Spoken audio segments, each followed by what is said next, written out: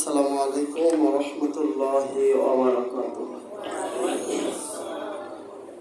আলহামদুলিল্লাহ নাহমাদুহু ওয়া নাস্তাঈনুহু ওয়া নাস্তাগফিরুহু ওয়া নু'মিনু বিহি ওয়া নাতাওয়াক্কালু আলাইহি ওয়া নাউযু বিল্লাহি মিন শুরুরি আনফুসিনা ومن سيئات أعمالنا من يهده الله فلا مضل له ومن يضلل فلا هادي له وأشهد أن لا إله إلا الله وحده لا شريك له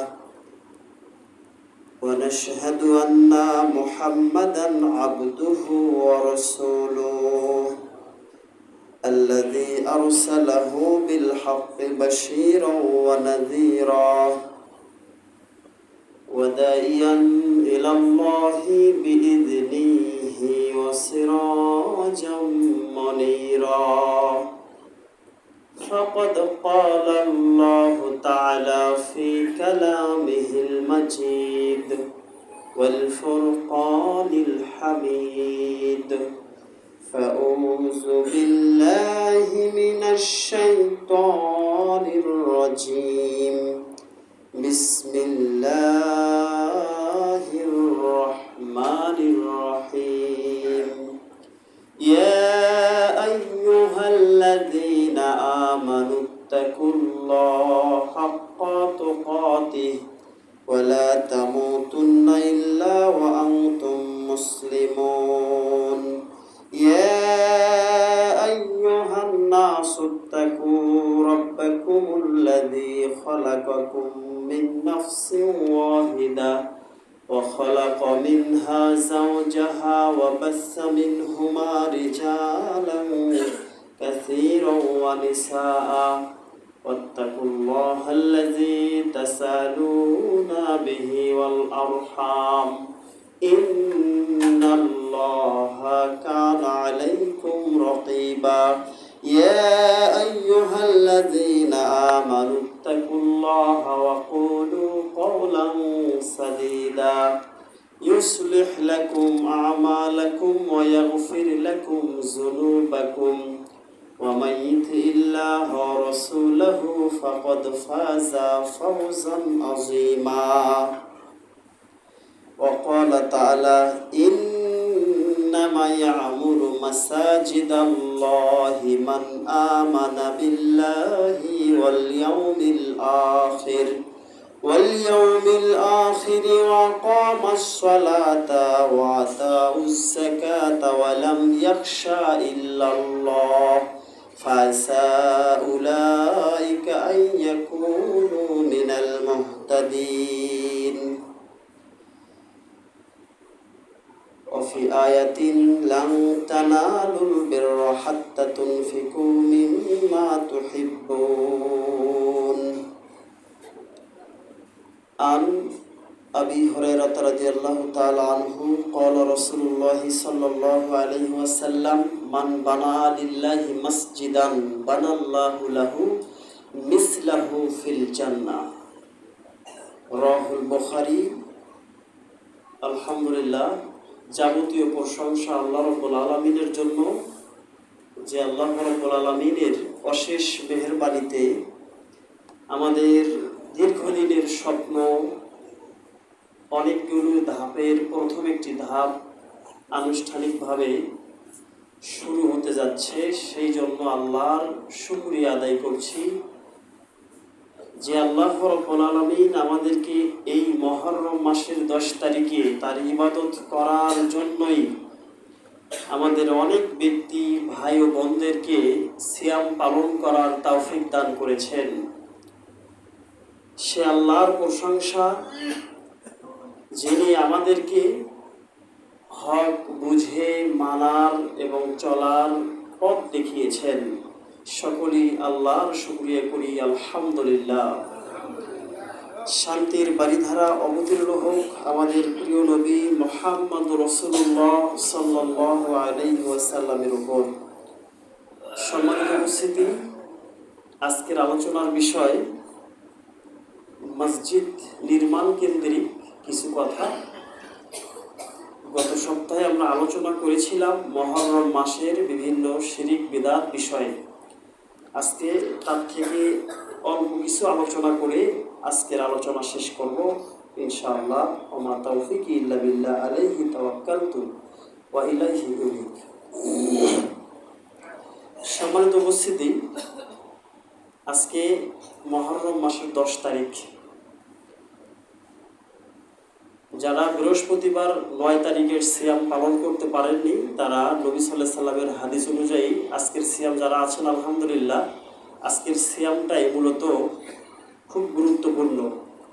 আগামীকাল 11ই মুহররম যদি কেউ রাখতে চান, আজকের দিনের যে সব সেটা পাবেন না। আল্লাহ নবী সাল্লাল্লাহু আলাইহি সাল্লাম বলেন, আহতাসিবু, আমি আশা রাখি, আইয়ুকাফিরা সানাতাল্লাতি ক্বাবলাহু, যে ব্যক্তি এই মুহররম মাসের 10 তারিখের সিয়াম রাখে, আল্লাহ তার বিগত 1 বছরের যাবতীয় সগীরা গুনাহগুলোকে ক্ষমা করে দেন। সুবহানাল্লাহ। এই যে সুন্দর একটি মহতি কাজের একটি সুযোগ আল্লাহ আমাদেরকে দিয়েছেন, আমাদের পাপের শেষ নেই, কিন্তু আমরা আমাদের সাংসারিক জীবনকে লক্ষ্য রেখে আমরা অনেকেই এই সিয়াম থেকে গাফেল। তার মানে আমাদের গুনাহ নাই, যাদের আমাদের গুনাহ নাই তারাই আমরা এই সিয়ামটা রাখি না। এমনকি আল্লাহ যে 12টি মাস সূরা তাওবাতে বলেছেন, 12টি মাস নির্ধারণ করেছেন, এই মাস সম্পর্কেও আমাদের জ্ঞান নাই, যার জন্যই তো আমরা ইবাদত করি না, যার জন্যই আমরা সিয়ামও রাখি না।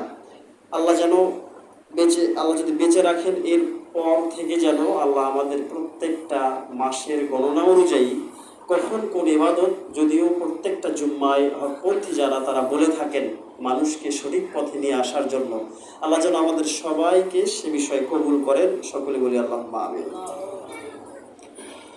সম্মানিত উপস্থিতি,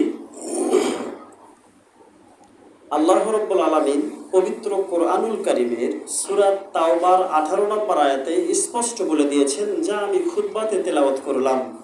আল্লাহ বলেন, আউযু বিল্লাহি মিনাশ শাইতানির রাজীম, ইন্নামা ইয়া'মুরু মাসাজিদাল্লাহি মান আমানা বিল্লাহি ওয়াল ইয়াউমিল আখির।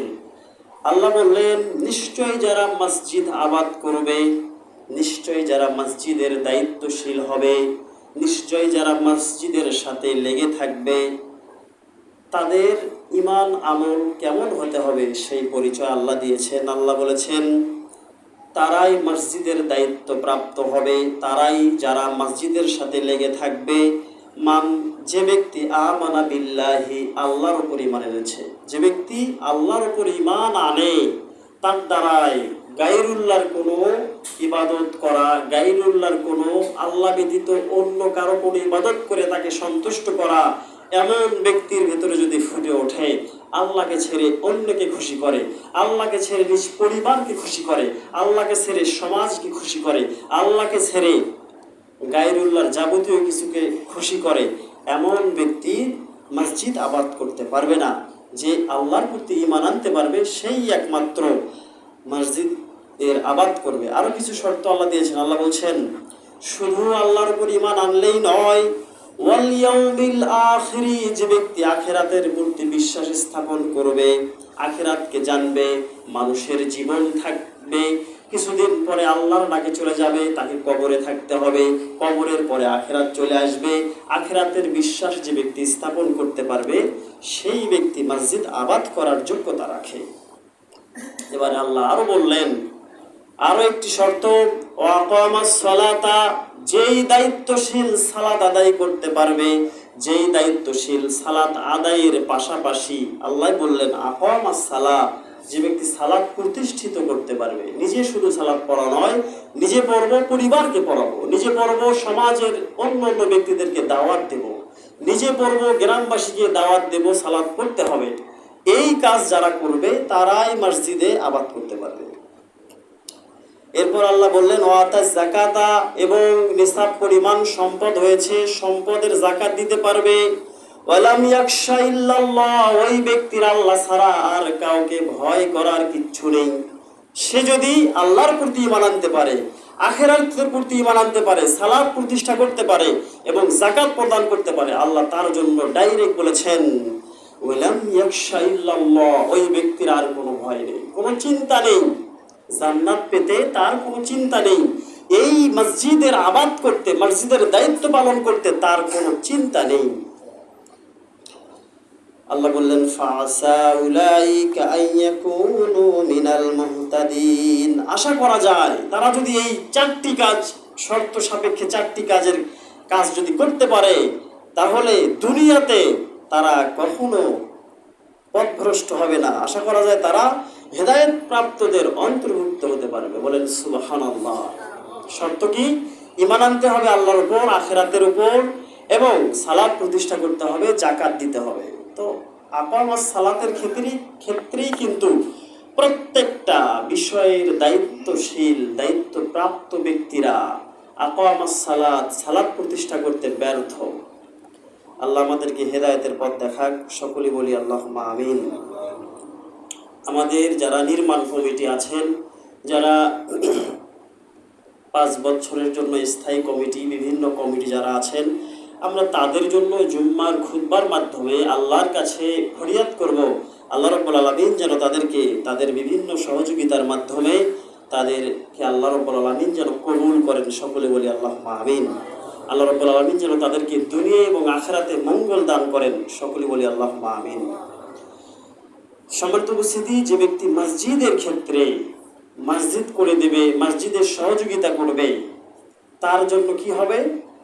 সহিহ বুখারীর হাদিস 450 নম্বর হাদিস, আল্লাহ নবী সাল্লাল্লাহু আলাইহি সাল্লাম বলছেন, মান বানা লিল্লাহি মসজিদান, যে ব্যক্তি একটা মসজিদ নির্মাণ করলো, যে ব্যক্তি একটা মসজিদ নির্মাণ করলো, বানাল্লাহু লাহু মিসলাহু ফিল জান্নাহ, আল্লাহ রাব্বুল আলামিন যেন তাকে অনুরূপ একটা মসজিদ জান্নাতে দান করে দেন। সুবহানাল্লাহ। অনুরূপ একটি ঘর আল্লাহ যেন তাকে দান করে দেন। সুবহানাল্লাহ। চিন্তা করে দেখেন, নিরাপদ একটি জায়গাতে যদি আপনি সুন্দর একটি বাড়ি পান, দুনিয়াতে আপনার কত ভালো লাগবে। আর সেই জান্নাতের ভেতরে যদি আপনার এইরকম একটি সমতুল্য ঘর থাকে, তাহলে আরো কত মর্যাদা আল্লাহ তাদেরকে দেবেন। এজন্য আমি প্রত্যেক দানশীল ভাই ও বোনদের প্রতি বিশেষ অনুরোধ করছি, আকুল আবেদন করছি, আপনারা আমাদের এই মহতি কাজে মন থেকে দান করবেন। আজ থেকে 2 বছর আগে আমি এখানকার একটি খুতবাতে বলেছিলাম, মানুষ যদি দান করে 3টা বিষয়ে মাথায় নিয়ে, মানুষ যদি দান করে সেই কবরবাসীর কথা স্মরণ করে, তাহলে তার 3টা উপকার হবে। 1 নাম্বার উপকার, এমনিতেই যদি আপনি দান করেন, তাহলে আপনি আল্লাহর কাছে প্রিয় ব্যক্তি হতে পারবেন, আপনি সওয়াব পাবেন। এই দুটি আমরা পাবো, আল্লাহ খুশি হবেন এবং নিজে আমি আল্লাহর কাছে প্রিয় বান্দা হতে পারবো। এই দুটি সওয়াব আমরা পাবো যদি আমরা এমনিতেই দান করি। আর যদি যে কোনো দানের পূর্বে সেই দুখুনি মায়ের কথা, যিনি কবরে শায়িত আছেন, সেই পিতার কথা যিনি কবরে আছেন, সেই দাদা নানার কথা স্মরণ করে আল্লাহর ওয়াস্তে হালাল কোনো জায়গায়, যেই জায়গায় দান করলে শিরক বিদআতের কিঞ্চিত পরিমাণ কোনো আশঙ্কা থাকবে না, এমন জায়গায় যদি দান করি, ওই কবরের পিতামাতার কথা ভেবে, ওই মৃত্যু ব্যক্তির কথা স্মরণ করে যদি দান করি, তাহলে আপনি আরেকটা ফজিলত বেশি পাবেন। সেটা হচ্ছে এই দানের ফজিলতের যে পরিপূর্ণ একটি অংশ থাকে, এই পরিপূর্ণ অংশ কবরের ওই ব্যক্তি এর যাজা পাবে। বলেন সুবহানাল্লাহ।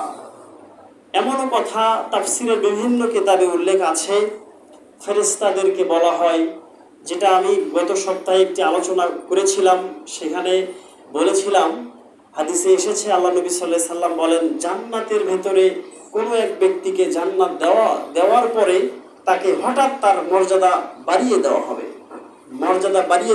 কেন বাড়িয়ে দেওয়া হবে?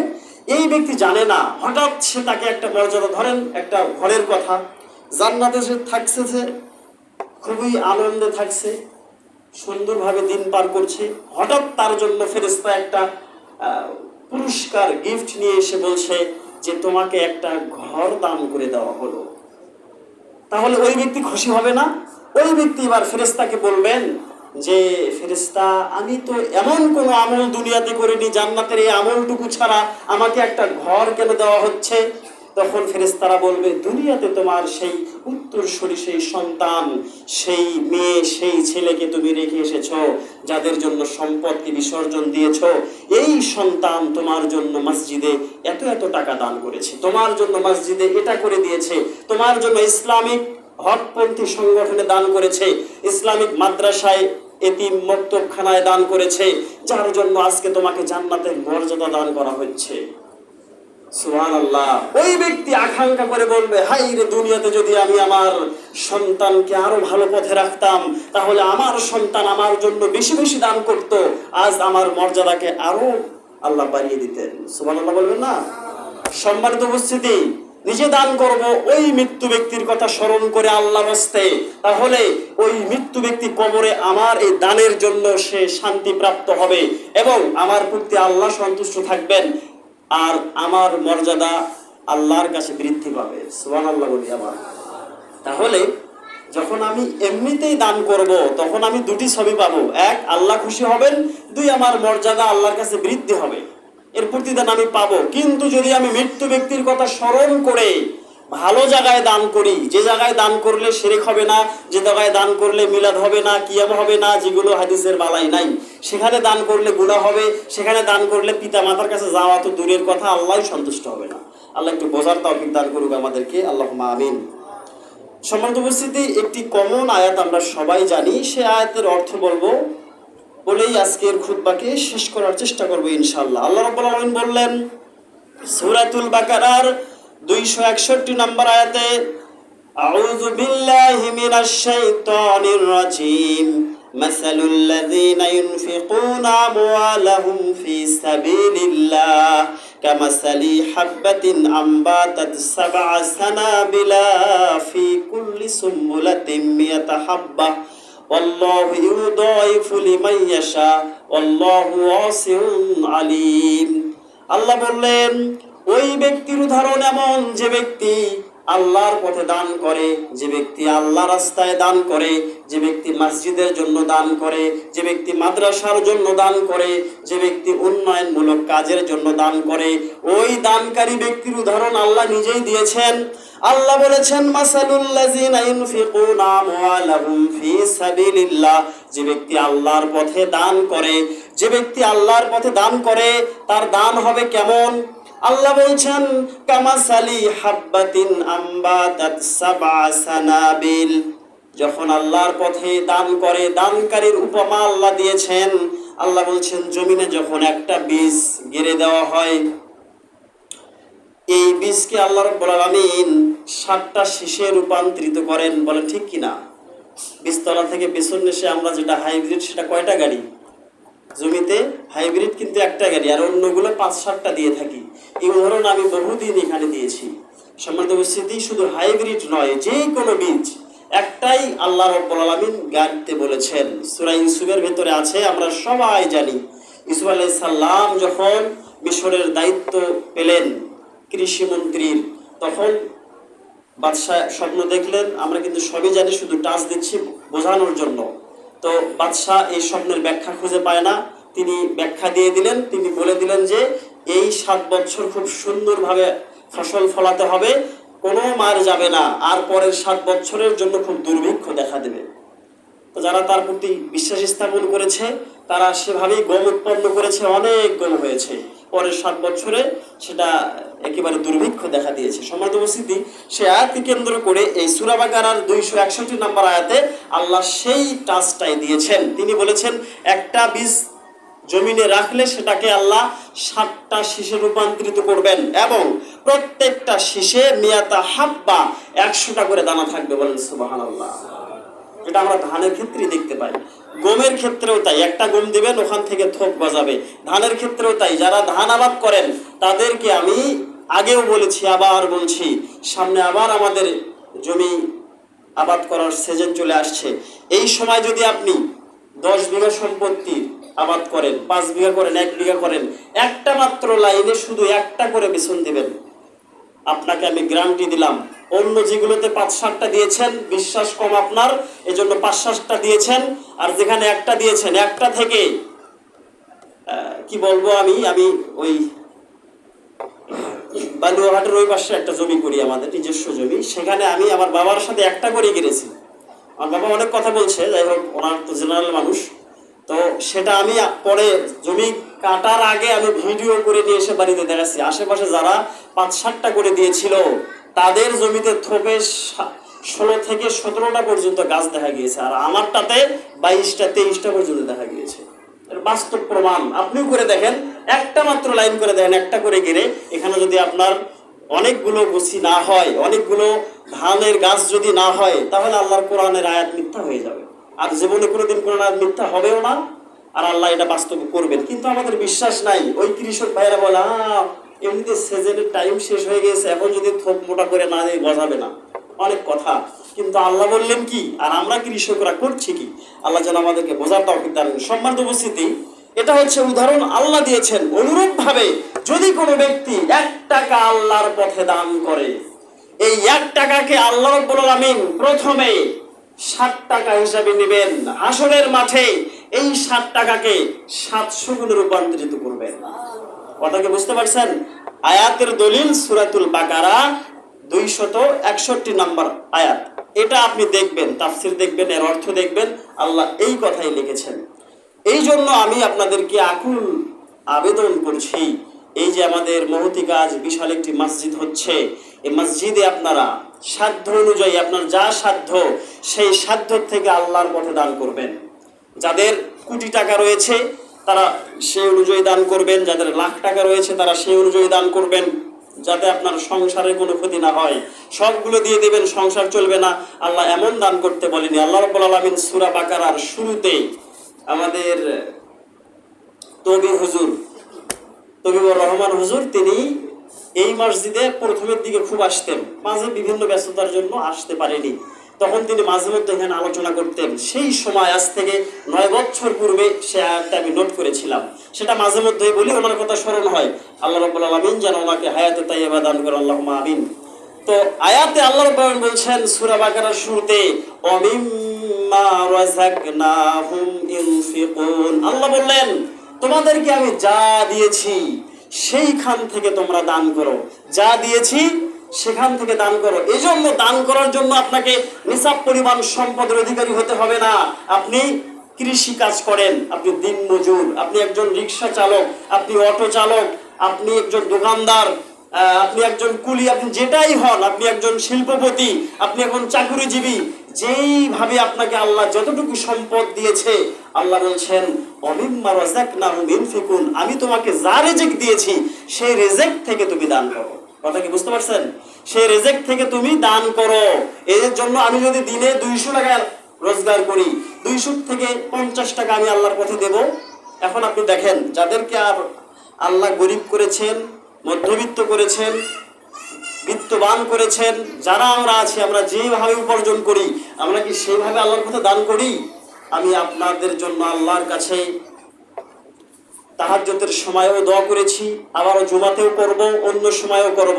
আমাদেরকে আল্লাহ যে সম্পদ দিয়েছে সেই সম্পদের 1/3 অংশ আমরা যদি আল্লাহর পথে দান করি, তাহলে আমাদের জন্য অনেক উত্তম হবে। দেখেন, একটা হাদিস আপনারা সবাই জানেন, স্মরণ করে দেওয়ার জন্য বলছি। এক ব্যক্তি বানী ইসরায়েলের এক ব্যক্তি কোদাল ঘাড়ে নিয়ে মাঠে যাচ্ছিলেন তার নিজের জমিতে কাজ করার জন্য। এমত অবস্থায় তিনি দেখতে পেলেন কোথায় থেকে একটা কালো মেঘ আসলো। সেই মেঘের ভেতরে আওয়াজ হচ্ছে, বানী ইসরায়েলের আব্দুল্লাহ নামে এক ব্যক্তি আছে, ওই ব্যক্তির খেজুরের বাগানে পানি দাও। কোদালওয়ালা ব্যক্তি আশ্চর্য হয়ে গেছে। আপনারা একটু সামনের দিকে এগিয়ে বসেন, পেছনে সম্ভবত জায়গা হচ্ছে না। একেবারে 30 সেকেন্ডের ভেতরে এগিয়ে আসবেন। বলেন সুবহানাল্লাহি ওয়া বিহামদিহি, সুবহানাল্লাহিল আযীম, সুবহানাল্লাহি ওয়া বিহামদিহি, সুবহানাল্লাহিল আযীম। সম্মানিত উপস্থিতি, বানী ইসরায়েলের এই ব্যক্তি কোদাল কাঁধে নিয়ে যাচ্ছেন তার জমিতে কাজ করার জন্য। এমত অবস্থায় মেঘের ভেতরে এক ব্যক্তির আওয়াজ শুনতে পাওয়া যাচ্ছে। মেঘের ভেতরে বলা হচ্ছে, অমুক ব্যক্তির বাগানে পানি নাই, তোমরা তাড়াতাড়ি সেখানে গিয়ে পানি দিয়ে দাও। এই ব্যক্তি কোদাল নিয়ে নিজের কাম ব্যতীত মেঘের পিছু ধাওয়া হলেন। এই মেঘ কোথায় যায়? কি এমন ব্যক্তি যে ব্যক্তির কথা মেঘের ভেতরে উচ্চারণ হচ্ছে? এবারে এই ব্যক্তি মেঘের পিছু পিছু অনুসরণ করলেন।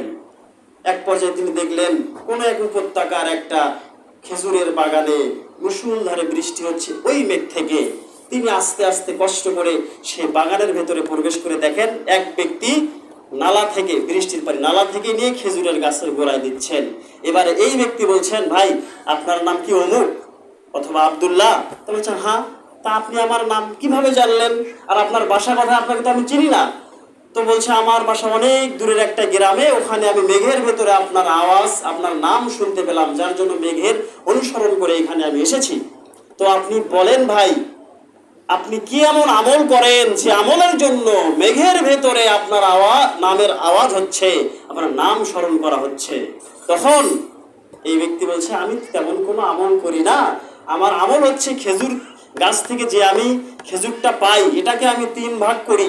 1 ভাগ আমি নিজের পরিবারের জন্য রেখে দেই, আর 1 ভাগ আমার এই বাগানের পরিচর্যার কাজে ব্যবহার করি, এটা বিক্রি করে, আর 1 ভাগ আমি সম্পূর্ণই 3 ভাগের এই 1 ভাগ আমি দান করে দেই।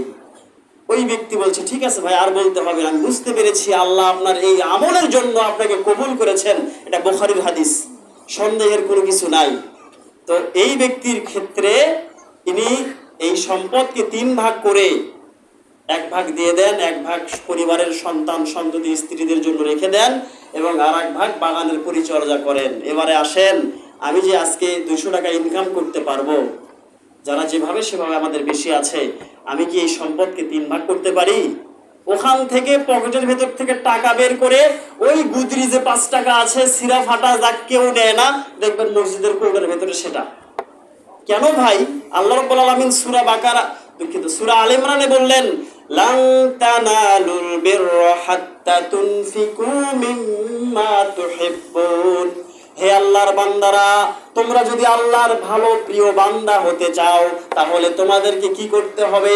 তোমাদেরকে তোমাদের সেই মহব্বতের সম্পদকে আল্লাহর পথে দান করতে হবে। আমরা কি করি? ওই চকচকা 100 টাকার নোটটা মানিব্যাগের কোনায় রেখে দেই, স্মৃতি, আর ভাঙ্গা চোরা যত আছে ফকির ফকরনিকে দিয়ে দেই। আল্লাহ বললেন ভালোটা আল্লাহর পথে দান করতে হবে। আপনি কলা মানুষকে খাওয়াবেন, দেখবেন যে বাগানের ভেতরে সবচাইতে নির্জীব যেই চাম্পা কলাটা আছে সেটা আপনি দান করে দিলেন, আর যেটা অনুপম সেটাকে নিয়ে যাবেন সেই মহাস্থান ফাঁসি তলায়। কেন ভাই? আল্লাহ বললেন কি আমি করছি কি? আল্লাহ বললেন ভালোটা দেওয়ার জন্য, আমি করছি কি? আল্লাহ যেন আমাদেরকে ভালো কিছু দান করার তৌফিক দান করেন, সকলেই বলি আল্লাহুম্মা আমিন। আল্লাহ রাব্বুল আলামিন যেন আমাদের প্রত্যেককেই দান করার তৌফিক দান করেন, সকলেই বলি আল্লাহুম্মা আমিন। আল্লাহ রাব্বুল আলামিন যেন আমাদেরকে দান করার পূর্বে সেই মৃত্যু ব্যক্তির কথা স্মরণ করে আল্লাহ রাস্তায় দান করার তৌফিক দান করেন, আল্লাহুম্মা আমিন। আমরা দেখেছি অনেক মসজিদ নির্মাণ কাজ শুরু হয়েছে, 1-1.5 মাসের পরে শুধু পিলারগুলো দাঁড়িয়ে আছে, দীর্ঘদিন যাচ্ছে, মসজিদ নির্মিত হচ্ছে না। আমরা যেন এমন দৃশ্য দেখতে না পাই। আল্লাহ পাক যেন আমাদের প্রত্যেক দানবীর ভাই বোনদের মনকে আরো উদার করে দেন, সকলে বলি আল্লাহুম্মা আমিন। সকল দলমত নির্বিশেষে সকলকে, সমাজের সবাইকে ঐক্যবদ্ধ থেকে এই মহতি কাজ যাতে আল্লাহ রাব্বুল আলামিন আমাদেরকে করার তৌফিক দান করেন, সকলে বলি আল্লাহুম্মা আমিন। আমরা যেভাবেই পারি আমরা যেন আমাদের সেই সম্পদ থেকে মসজিদ নির্মাণ করার জন্য আমরা আল্লাহর রাস্তায় দান করতে পারি, সকলে বলি আল্লাহুম্মা আমিন। এ বলেই কথা শেষ করলাম। আকুলি কওলি হাযা আস্তাগফিরুল্লাহ লি ওয়া লাকুম ওয়া লিসাইরিল মুসলিমিন ফাস্তাগফিরুহু ইন্নাহু হুয়াল গফুরুর রহিম।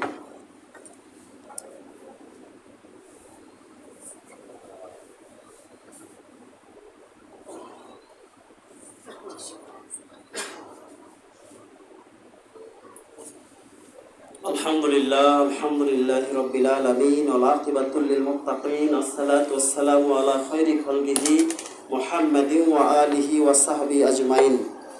রব্বানা যালামনা আনফুসানা ওয়া ইল্লাম তাগফির লানা ওয়া তারহামনা লানাকুনান্না মিনাল খাসিরিন। দানের ফজিলত সম্পর্কে আরো অনেক হাদিস আছে, সময় সংক্ষেপের জন্য বললাম না, অন্য দিনে বলার চেষ্টা করব ইনশাআল্লাহুল মুস্তাআন। সম্মানিত উপস্থিতি, আজ মুহররম মাসের 10 তারিখ। আমরা যারা সিয়াম রেখেছি আল্লাহ পাক যেন আমাদের সিয়ামের কামিয়াব দান করেন, সকলে বলি আল্লাহুম্মা আমিন।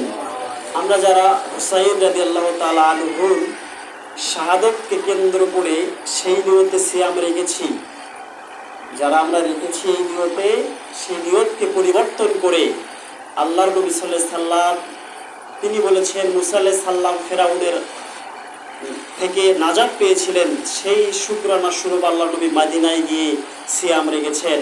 ইহুদিরা রাখতো 10ই মুহররম আজকের দিনে, আর আল্লাহ নবী সাল্লাল্লাহু আলাইহি সাল্লাম বলছেন আগামী বছর থেকে আমরা 9 এবং 10 অথবা 10 এবং 11 এই 3 দিনে 2টি সিয়াম পালন করব।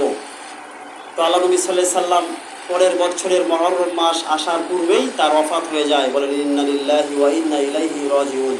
তো তিনি আদেশ করে গিয়েছেন, এজন্য আমরা আল্লাহর নবীর আদেশ অনুযায়ী মুসা আলাইহিস সালামের শুকরানা স্বরূপ আমরা এই সিয়ামটা পালন করে থাকি। আর এই সিয়াম পালন করলে আল্লাহ তাকে 2 বছরের সগীরা গুনাহগুলো থেকে বাঁচাবেন। আল্লাহ আমাদেরকে বোঝার তৌফিক দান করুক, আল্লাহুম্মা আমিন। এই বছরে যারা আমরা সিয়াম পালন করতে পারিনি, যদিও আমাদের মসজিদ ফরিদুল ইসলাম ভাই মাইকে জানিয়ে দিয়েছেন, এরপরেও আমরা করতে পারিনি, এটা আমাদের ব্যর্থতা, তার মানে হচ্ছে আমাদের পাপ নেই। আর আল্লাহ যেন সামনের বছর থেকে আমাদেরকে এই ইবাদতগুলো করার তৌফিক দান করেন, আল্লাহুম্মা আমিন। এটা এই মাসে কোনো শোক কলহ এগুলো করার কোনো দরকার নেই, এগুলো সব বানোয়াটি কথা। আল্লাহ যেন আমাদেরকে সুন্নাহভাবে জীবন পরিচালনা করার তৌফিক দান করেন, আল্লাহুম্মা আমিন। সেই সাথে আপনাদের সকলের জন্য দোয়া থাকবে, যারা আমরা মসজিদে এসেছি আল্লাহ রাব্বুল আলামিন যেন আমাদের প্রতি রহম করেন, সকলে বলে আল্লাহুম্মা আমিন। আমাদের যে অতিথিগণ এসেছেন আল্লাহ রাব্বুল আলামিন যেন তাদের মাধ্যমে আমাদের মহতী কাজকে আরও সাফল্যমণ্ডিত করে, সকলে বলে আল্লাহুম্মা আমিন। সেই সাথে তাদের জন্য আরও দোয়া থাকবে, তাদের পরিবারের জন্য আল্লাহ রাব্বুল আলামিন যেন তাদের পরিবারগুলোকে নিরাপত্তা দান করেন, সকলে বলে আল্লাহুম্মা আমিন। আমাদের যার যার মনের আশা আছে আল্লাহ রাব্বুল আলামিন যেন আমাদের মসজিদের দানের কারণে আমাদের মনের আশাগুলোকে পূরণ করে দেন, সকলে বলে আল্লাহুম্মা আমিন। সামনে আমাদের এইচএসসি শিক্ষার্থী ভাই বোনদের পরীক্ষা, তাদের জন্য অন্তর থেকে দোয়া করবেন, আল্লাহ রাব্বুল আলামিন যেন তাদেরকে সকল প্রকার বাধা বিপত্তি থেকে মুক্ত রেখে পরীক্ষা দেওয়ার তৌফিক দান করেন, সকলে বলে আল্লাহুম্মা আমিন। অনেকেই চাকরির জন্য ভাইবা পরীক্ষায় ব্যস্ত আছেন, আল্লাহ পাক যেন তাদেরকে পরীক্ষাকে সহজ করে দেন, বলে আল্লাহুম্মা আমিন। সম্মানিত উপস্থিতি, 7 ভাইপাড়া থেকে আমাদের শফিকুল ইসলাম ভাই দোয়া চেয়েছেন, তিনি একটি রোগে আক্রান্ত হয়েছেন, তাকে বগুড়ায় নিয়ে যেতে হবে, আল্লাহ রাব্বুল আলামিন যেন তাকে শিফায়ে কুল্লিয়া দান করেন, সকলে বলি আল্লাহুম্মা আমিন। আমাদের আরও যারা অসুস্থ আছেন আল্লাহ পাক তাদেরকে যেন শিফায়ে কুল্লিয়া দান করেন, সকলে বলি আল্লাহুম্মা আমিন। আমাদের যারা নির্মাণ কমিটি এবং সাধারণ যারা কমিটি আছেন আল্লাহ রাব্বুল আলামিন তাদেরকে খুতবার শুরুতে যে আয়াতটি পাঠ করেছিলাম 4টি শর্তে যেন পালন করার তৌফিক দান করেন, সকলে বলি আল্লাহুম্মা আমিন। সম্মানিত উপস্থিতি, আমরা আল্লাহর কাছে আরও দোয়া করব, আল্লাহ রাব্বুল আলামিন যেন শান্তিতে আমাদের মসজিদের শেষ পর্যন্ত কাজ